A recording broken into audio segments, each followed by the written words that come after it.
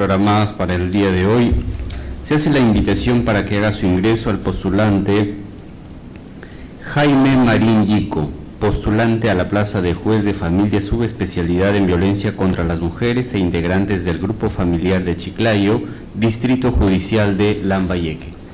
Adelante, postulante Jaime Marín Yico.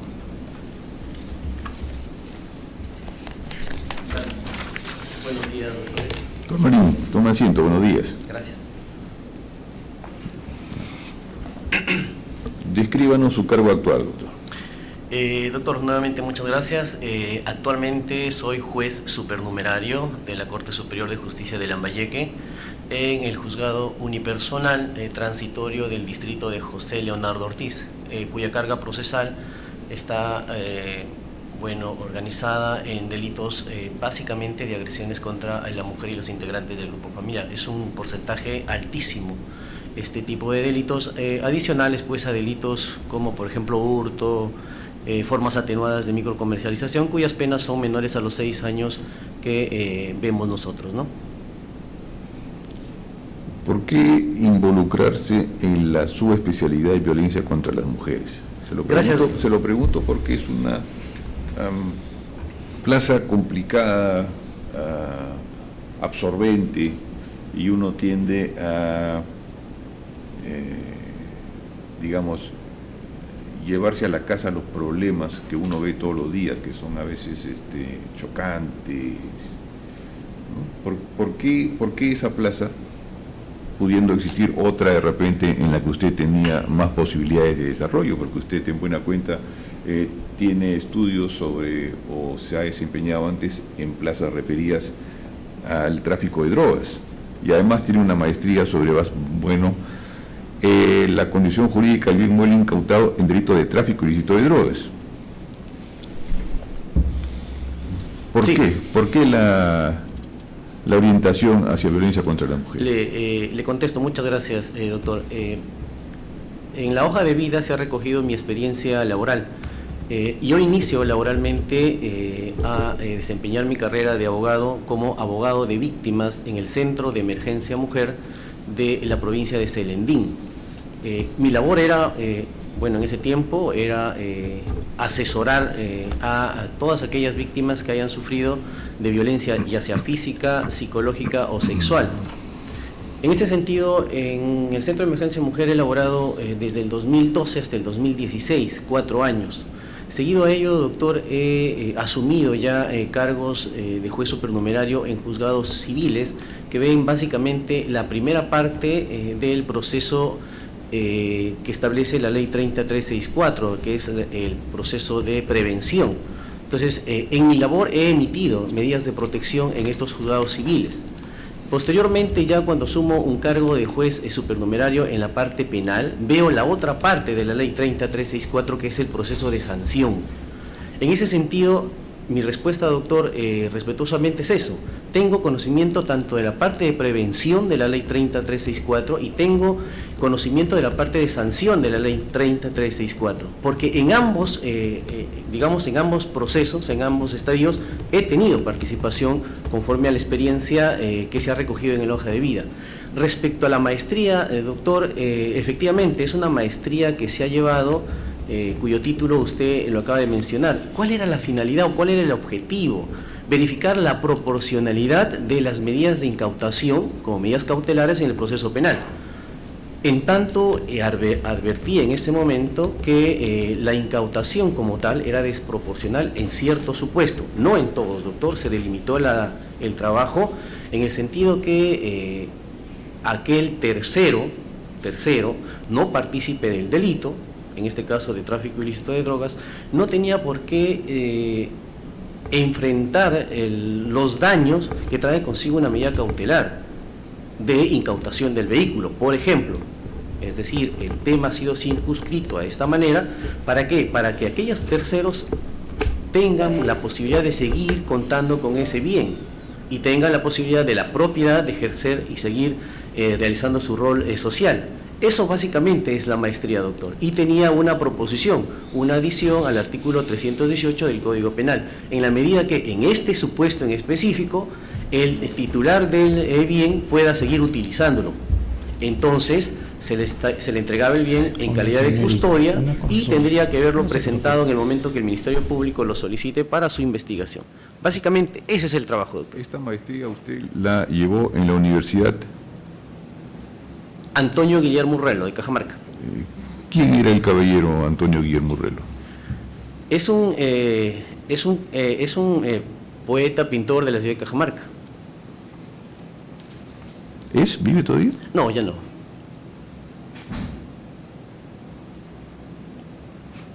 Curiosidad por el nombre, porque no conocía la universidad. Es una universidad que ya no debe estar con licencia. Sí, doctor, es una universidad privada que hasta el año 2020 tenía actividad en Cajamarca, luego ya no ha continuado sus labores. Usted ha señalado que tiene, y efectivamente la tiene, experiencia primero en la prevención y luego en la sanción de los delitos de violencia contra las mujeres y los integrantes del grupo familiar, que son aspectos importantísimos, prevención y sanción. Pero yo creo que no conocemos el problema si no conocemos cuáles son sus orígenes, cuáles son las causas de esta famosa violencia contra las mujeres. Y la hemos escuchado en varias versiones de varias postulantes. En esta parte de la elaboración nos interesa su opinión al respecto. ¿Cuál es el origen? ¿Cuál considera usted que es el origen de esto? El origen de la violencia contra la mujer es la desigualdad. Desigualdad enraizada en nuestra sociedad como un contexto. Es por ello que la doctrina reconoce esto como un contexto de género.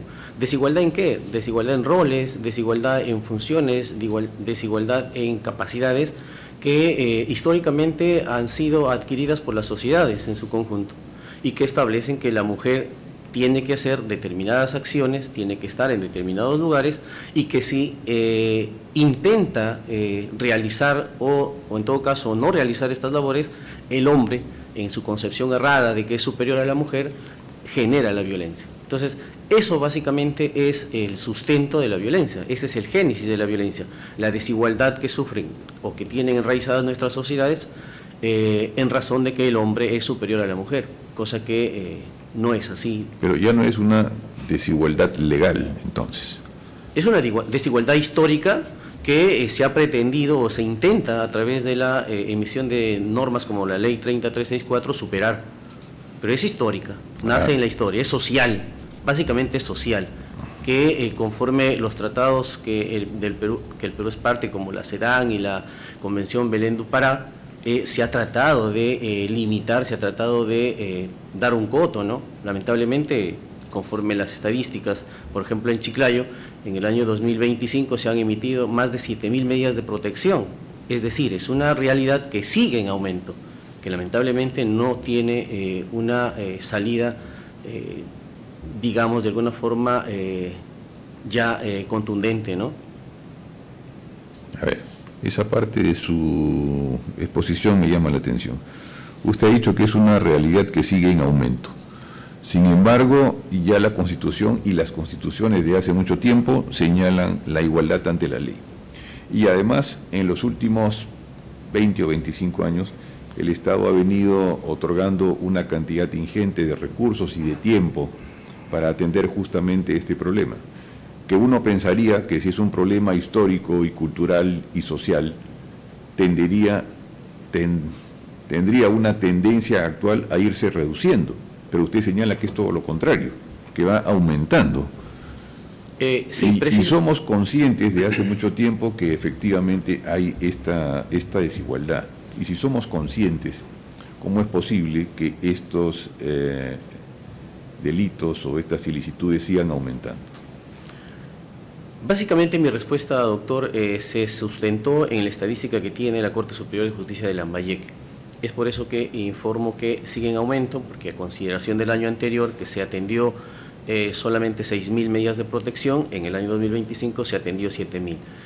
¿Cómo es posible ello? A pesar del esfuerzo que hace el Estado emitiendo normas, emitiendo presupuesto para ello, lamentablemente los seres humanos no interiorizamos que afectar a una mujer por su condición de tal es delito.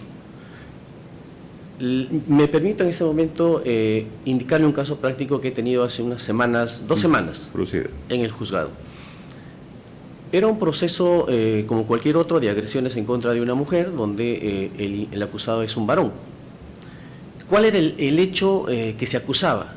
Se acusaba que el varón le dijo a la señora: eres una sinvergüenza y conchuda. ¿En qué razón? En que la señora había solicitado un aumento en la pensión de alimentos para sus hijos. Este varón, en atención a su capacidad adquisitiva que tiene, le dijo estas palabras. Cuando el señor va al juzgamiento, y en la primera etapa que tenemos es cuando se le pregunta si va a declarar o no, él manifiesta que es normal que a una mujer se le diga sinvergüenza y conchuda si es que intenta pedir algún dinero más adicional a lo que ya le da por pensión. Entonces, la idea enraizada que tenemos los varones es que una mujer no podría hacer eso, o no podría intentar salir del statu quo que tiene, porque lamentablemente el Estado permite esas conductas. El Estado de alguna forma ha venido avalando esas conductas. ¿Y en qué sentido? Las penas son muy sencillas, las penas no son drásticas. En el caso que usted menciona, ¿se inició un proceso de violencia contra la mujer por esas palabras? Claro, doctor. Llegó a acusación, llegó a juzgado y se ha juzgado y se ha emitido una sentencia en contra de este señor, porque efectivamente en esas frases, sinvergüenza, conchuda, no haces lo que tienes que hacer para ver a tus hijos, se evidencia estereotipos de género, doctor. Uno, la mujer debe estar siempre en la labor familiar, ¿no es cierto? Dos, se ve sumisión. Tú no puedes solicitarme más porque tú eres mujer. Entonces, lo que pretendía esta persona es que el Estado avale eso, que normalice estas conductas, estas palabras, estas frases que le decía a la señora. ¿Y en base a qué? Porque decía que el Estado solamente protege a la mujer, que él había intentado de repente denunciar anteriormente, pero que el Estado no le hace caso, por ser varón. Entonces, hemos tenido que emitir una sentencia en base a estereotipos de género. ¿Y cuál fue su sentencia? Es condenatoria, doctor, es condenatoria a una pena privativa. ¿A qué lo condenaba? Sí, es una sentencia condenatoria a pena privativa de libertad. Sin embargo, conforme lo establece el Código Penal y además ya la política estatal, se ha tenido que convertir la pena conforme al artículo 52 del Código Penal. Porque si es que nosotros intentamos de repente imponer una pena efectiva, la defensa va a pedir una conversión conforme al artículo 57 y el señor estaría fuera. Entonces, es por ello, doctor. ¿Cuál sería la diferencia, de acuerdo a su criterio, entre el origen o las causas de la violencia contra las mujeres y el origen de las causas o las causas de la violencia en general? Porque el origen de las causas de la violencia en general también es, de alguna manera, implica sumisión, implica dependencia, implica que el hombre hace uso de su fuerza física. Las conductas son claras, doctor. En el caso de la violencia contra la mujer o los integrantes del grupo familiar, sí tenemos que advertir lo que usted dice, porque el tipo penal te requiere un contexto como elemento objetivo para que se configure el delito. Y dentro de esos contextos está, por ejemplo, el de violencia familiar, el de coacción, el de discriminación, y en el sentido de la violencia contra los integrantes del grupo familiar, es verificar las relaciones de poder, responsabilidad y de confianza. Entonces, efectivamente, en la violencia contra la mujer debemos ver eso. Tenemos que identificar esto para que podamos llegar a una sentencia condenatoria, si fuera el caso, evidenciando estos requisitos que te pide el código, el artículo 122b, ¿no? No, eso nos queda claro, doctor. Sí. Lo que yo le preguntaba era si existe una violencia contra la mujer o integrante del grupo familiar y la basamos aparentemente, para poner un ejemplo, en discriminación, y se da un tipo de violencia que ya no es con la mujer o la familia, y se da también por el elemento de discriminación, ¿cuál sería la diferencia desde el punto de vista legal? O sea, ¿cuál sería, no desde el punto de vista legal, no, desde el punto de vista del origen de esta violencia? En ambos casos es la discriminación. Para establecernos en el tipo penal sería el sujeto pasivo, doctor. La ley 30364, que recoge su contenido en el artículo 122b del Código Penal, establece que el sujeto pasivo, en este caso, es la mujer o un integrante del grupo familiar. Si tenemos otro supuesto donde hay violencia a través de discriminación, como usted nos dice, pero el sujeto pasivo no es una mujer o un integrante del grupo familiar, tendremos que tramitarlo por cualquier otro delito, por ejemplo, de lesiones leves, de repente, digo yo, o faltas contra la persona si es que no llegáramos a cuantificar la lesión, ¿no? Pero básicamente sería eso, doctor. Y desde ese punto de vista, bueno, hay alguna última norma que más o menos nos dice que estamos dejando de lado la visión de género, para no usar perspectiva de género, la visión de género, para usar ahora la igualdad de oportunidades. ¿Esta última norma, de acuerdo a su punto de vista, implica un retroceso, un avance o es irrelevante? No, doctor, para nada sería un retroceso. Yo entiendo que lo único que busca es armonizar mejor la legislación. Y eso debido porque el problema del género como perspectiva ha sido muy utilizado por diferentes personas, ¿no? Entonces, lo que está buscando el Estado es, de alguna forma, establecer un criterio único, digamos, un concepto general, para que se pueda entender cómo es que la violencia se da y cómo se lo debe tratar. Pero no es un retroceso, doctor. Yo entiendo que es incluso una mejor legislación que podríamos tener para poder entender este fenómeno social y darle, de alguna forma, tratamiento y sanción, ¿no? Prevención, en todo caso. ¿Y qué nos falta? ¿Qué nos falta para, como sociedad, y ya no estoy hablando solamente del Perú, ¿no? Porque este es un fenómeno que no excede las fronteras del Perú, ¿qué nos falta como sociedad o como humanidad, si usted quiere, para eliminar o reducir al mínimo este problema de la violencia contra las mujeres? Gracias, doctor, por la pregunta, y aquí no le voy a dar una respuesta legal, no. Le voy a dar una respuesta desde el punto de vista humano y el ámbito familiar, sobre todo. Tengo un bebé de 2 años y hace unos días, en el Día de la Mujer, mi esposa publicó algo muy interesante. Publicaba esta frase, decía: hijo, mi labor es formarte o educarte para que seas un buen hombre, respetuoso en los valores y en los derechos de las mujeres. Y creo que falta eso, falta educación desde la cédula básica que es la familia, para que los hombres entendamos que tenemos iguales derechos y oportunidades que las mujeres, y que por el hecho de ser hombre tengo privilegios desde la casa. Enseñar eso creo que sería una forma racional de eliminar las desigualdades que hay entre hombres y mujeres. ¿Y usted cree que en la historia de la humanidad los padres no han querido educar a los hijos para que sean mejores personas? Yo entiendo que sí, doctor, pero siempre ha existido la desigualdad entre hombres y mujeres. Y no solamente entre hombres y mujeres. Hemos educado a los hijos para que sean mejores personas, y sin embargo había servidumbre y había esclavitud. Efectivamente, pero aceptada por la sociedad, doctor, en ese momento. Ah, claro. Entonces, probablemente se aceptó en algún momento, y justamente cuando se dieron cuenta de que eso no era factible, se dieron una serie de medidas, incluso legales, y ahora ya no se puede hablar de esclavitud, por lo menos en el mundo occidental. Pero sin embargo sí podemos hablar de violencia contra las mujeres. O sea, hay algo más que no es solamente educación o cultura o costumbres, ¿no? Hay algo más que de alguna manera vamos a tener que encontrar en los próximos años, ¿no? Doctor de la Puente. Gracias, presidente. Señor Marín, buenos días nuevamente. ¿Qué es el techo de cristal? El techo de cristal. Discúlpeme, doctor, ¿No recuerda? No lo tengo en la referencia en este momento. Lo que pasa es que es importante para la labor y el concepto que usted debería manejar. El techo de cristal es vamos a decirlo así, una forma de que una forma invisible de que las mujeres no logren objetivos dentro de una organización determinada, ¿no? Son barreras de acceso a ascensos. ¿Sabía eso?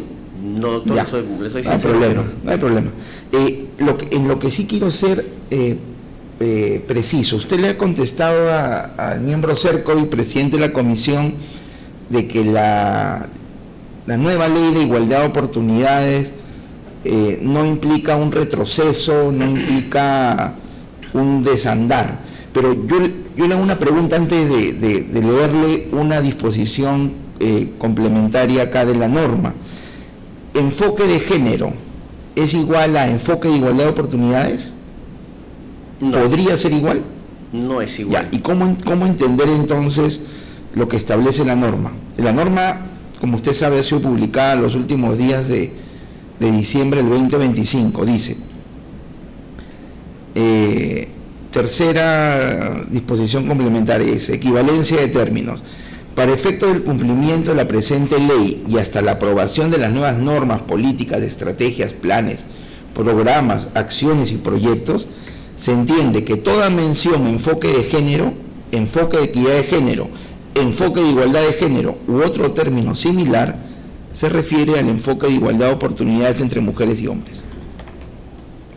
Ahí está la respuesta que le di al doctor. No es un retroceso, se está tratando de precisar de alguna forma estos conceptos de género que se tenían dispersos y que algunas personas lo utilizaban a la manera que les favorecía, ¿no? Y yo le repregunto entonces, para la aplicación de la ley 3364, ¿no? ¿Hay una obligación de tener en cuenta el enfoque de género para los operadores jurídicos? Claro, es un enfoque que está dentro de la ley. Y Te tenemos explico, pero ¿cómo entenderlo si armonizamos con esta norma? Tendríamos que tener ya un concepto claro del concepto que ha utilizado la nueva norma, cuál es su desarrollo y en todo caso concordarlo con lo que ya tenemos con la ley 3364. Por eso, entonces, sostener y a 2 meses, ¿no? Porque han pasado 2 meses, sostener categóricamente que no es un retroceso, que no es un avance o que no tiene ningún impacto, no es aventurarnos a una posición que quizás en algunos meses más pueda tener implicancias con la normativa sobre violencia contra la mujer y los integrantes del grupo familiar. Yo creo que no, doctor, porque ahí depende mucho ya de la persona que va a interpretar estos conceptos. Entonces, es que estamos entrando, señor Marín, es que estamos entrando a territorios donde, si se da cuenta, ya hay muchas variables, ¿no? Muchas variables, porque primero hemos dicho, o mejor dicho, usted ha dicho que no implica un retroceso. No. Después ha dicho que esto implica una complementariedad, pero ahora dice que el operador jurídico va a tener que interpretar. Efectivamente, la complementariedad a la que me refiero, doctor, es que al momento de aplicar estas leyes no vamos a tener que separar los conceptos porque la misma norma lo está estableciendo, se equiparan.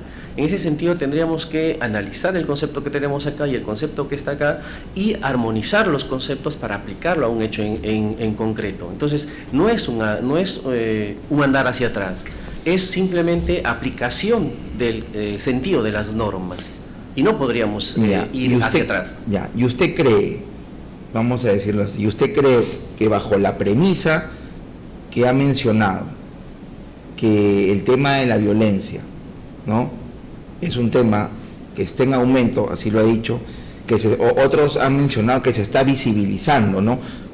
Se ha dicho, no ha aumentado, no ha disminuido, lo que ocurre es que se está visibilizando que las poblaciones vulnerables, ¿no?, en este caso mujeres, lo que están haciendo es acudir con mayor frecuencia a la fiscalía, ¿no?, a la comisaría, etcétera, etcétera.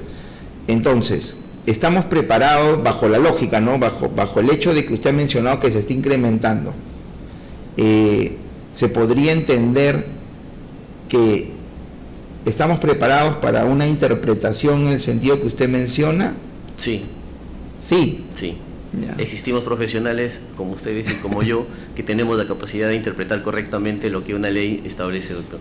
Ya, pero es que ahí estamos cayendo en una situación donde más que la interpretación, ¿no?, pienso desde un punto de vista no ideológico, sino simplemente de política pública, que las normas en ese aspecto, y dado que usted menciona que está aumentándose los actos o las acciones o la violencia, deberían ser claras, no deberían abrirse espacios de interpretación, porque entendamos, ¿no?, que las normas de textura abierta, como dicen los constitucionalistas, allí se puede interpretar, ¿no? Pero cuando lo que se quiere es un enfoque, o mejor dicho, una orientación de protección, la norma debería ser absolutamente clara. Pero eso es un comentario mío. Gracias. Gracias a usted, doctor. Gracias, presidente. Gracias, doctor de la Puente. Doctor Galindo. Sí, presidente. Buen día, doctor. Doctor, buenos días. Respecto a la experiencia que usted ha narrado en relación a la expedición de una sentencia, usted ha señalado de que su sentencia tiene que ser convertida, porque si no usted la convierte, el condenado a través de su defensa va a solicitar la conversión de la pena. ¿Y eso es imperativo? No, es una facultad, está recogida en el artículo 57 del Código Penal. Todas penas, o todas aquellas penas que son menores a 5 años tienen la posibilidad de convertirse.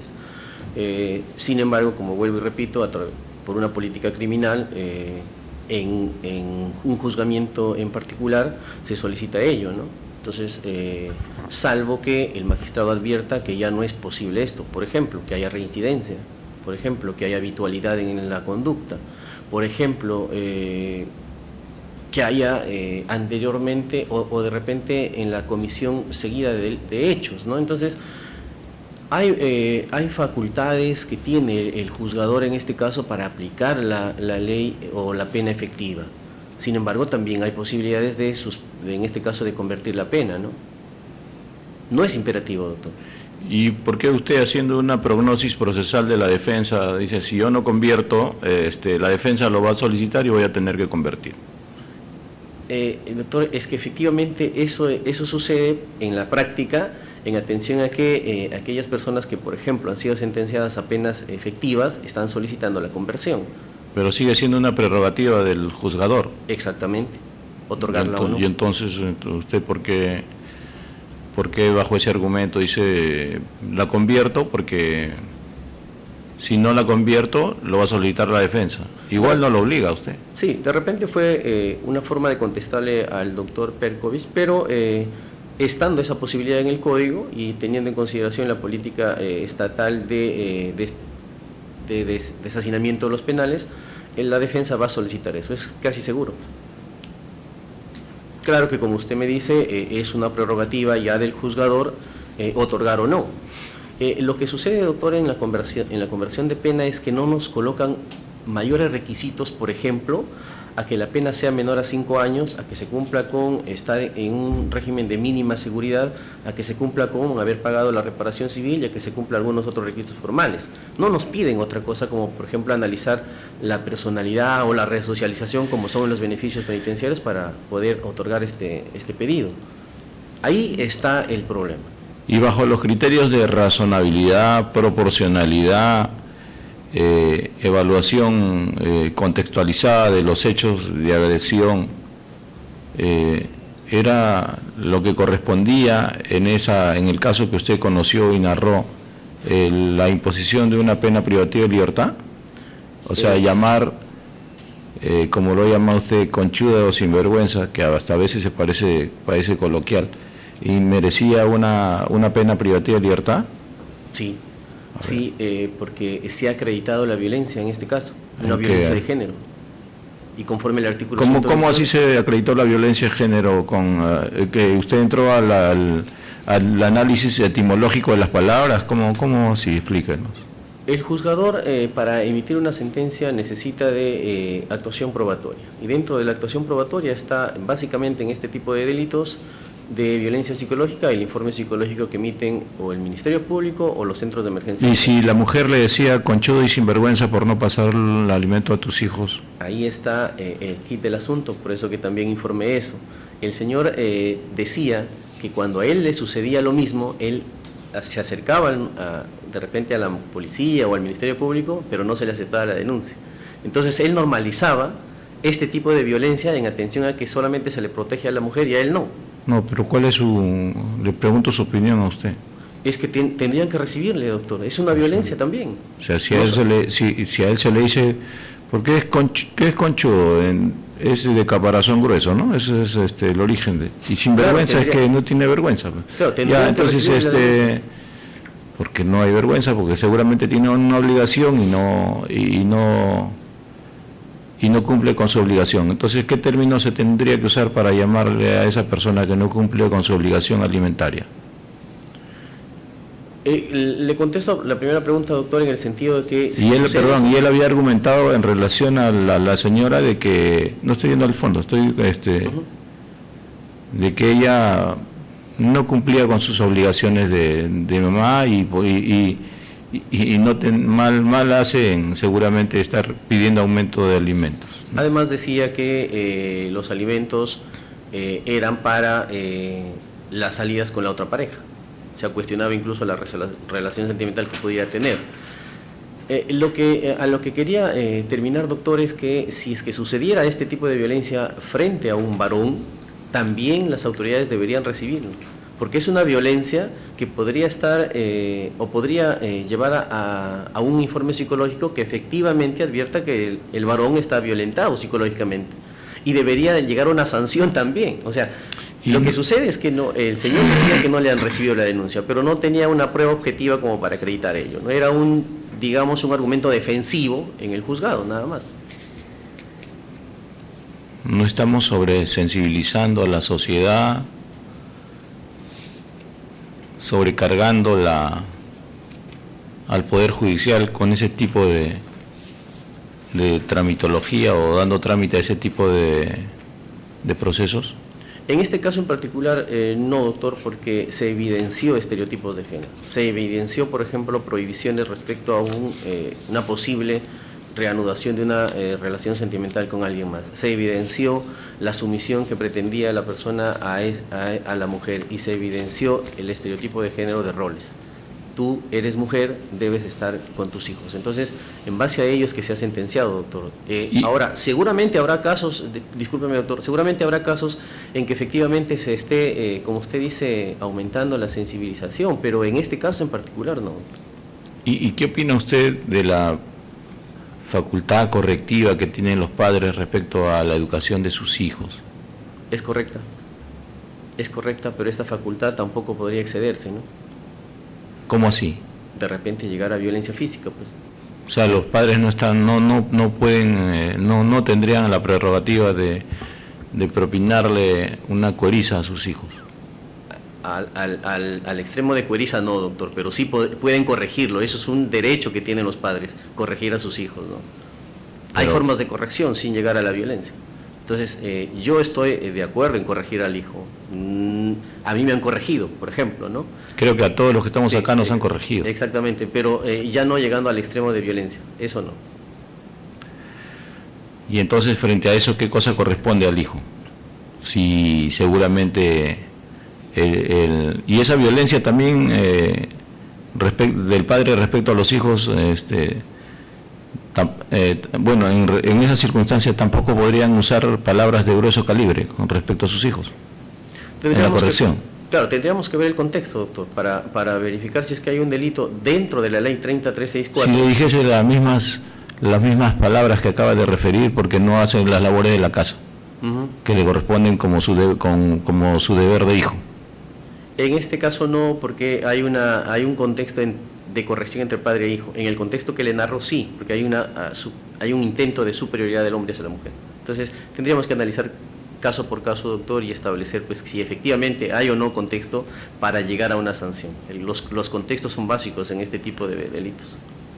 Y seguramente también sería lo ideal para que la norma cumpla el propósito que las penas sean efectivas y no sean convertidas de manera oficiosa por el juzgador, ¿no? Yo creo que no es necesario. No es necesario llegar a este extremo porque... Y entonces, ¿para qué el legislador señaló de que la pena es efectiva, si el juzgador nunca la va a imponer? Porque hay, como vuelvo a repetir, existe la política estatal de... 24 horas guardado no estaría bien. Lo que yo propongo, doctor, es la labor comunitaria. Sí. Mire, ejemplo claro, en aquellas personas que son consideradas ya agresores, se entiende que tienen un elemento machista identificado, acreditado. Entonces, ¿qué mejor sanción, por ejemplo, de que realice labor comunitaria en tu barrio? Donde tú eres, pues, tú eres la persona valiente y todo eso. Te toca en tu barrio. Pero eso sería violatorio de sus derechos fundamentales. No es una labor comunitaria, a fin de sensibilizar a las personas que están a su alrededor, decir, mira, ve, lo que sucede, si es que tú eres violento, te va a suceder eso. Entonces, antes que una pena privativa de libertad, yo creo que una... Si tú eres violento, seguramente más disuasivo sería que te vas a ir, ¿no? Te vas a ir preso unos meses, más allá de convertir penas. Bueno, espero que si accede al cargo haga lo propio, lo que corresponda. Gracias, doctor. Muchas gracias. Es todo, presidente. Gracias. Gracias, doctor Galindo. Doctor Marín, la entrevista ha concluido. Gracias, doctores. Buenos días.